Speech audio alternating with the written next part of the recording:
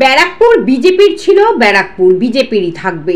সোমবার মনোনয়ন দাখিল করার আগে জগদ্দলের মজদুর ভবন থেকে বেরিয়ে সাংবাদিকদের এমনই প্রতিক্রিয়া দিলেন ব্যারাকপুর কেন্দ্রের বিজেপি প্রার্থী অর্জুন সিং।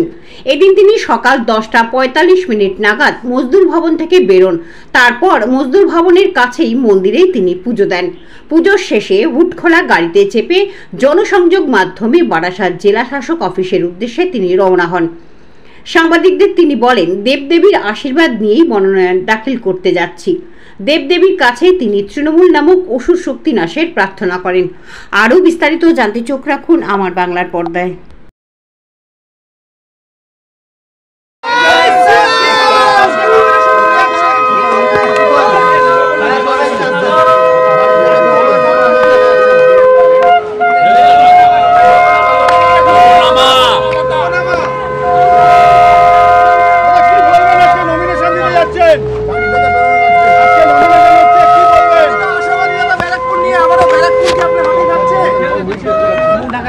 ব্যারাকপুর ভারতীয় জনতা পার্টি ছিল, ব্যারাকপুর ভারতীয় জনতা পার্টি থাকবে।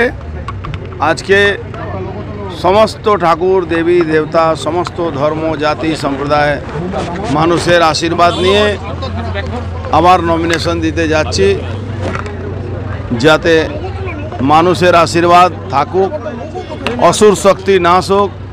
ব্যারাকপুর থেকে অসুরদের বিদায় করা দরকার আছে। এই অসুর শক্তিকে নাশ করার জন্যে ঠাকুরের কাছে আশীর্বাদ নিয়ে। বাংলায় অসুর মানে কি হয়? বাংলা অসুর হলো সরকারি পার্টি। তৃণমূল কংগ্রেসের যে কিছু লোক আছে তারা অসুর হয়ে গেছে। তারা মানুষকে মানুষ বুঝে না, মানুষের অধিকার কেড়ে নিচ্ছে, মানুষের বাড়ি কেড়ে নিচ্ছে, মানুষের ঘর বাড়ি ভেঙে দিচ্ছে, মানুষের সমস্ত রকম গণতান্ত্রিক অধিকার কেড়ে নিচ্ছে। আজকে বর্তমান যুগে তাকেই অসুর আমরা বলি, সারাই অসুর আছে। কত ভোটে জিতবেন? আমি তো আগেও বলেছি লক্ষাধিক বেশি ভোটে জিতব, লক্ষাধিক বেশি ভোটে জিতব।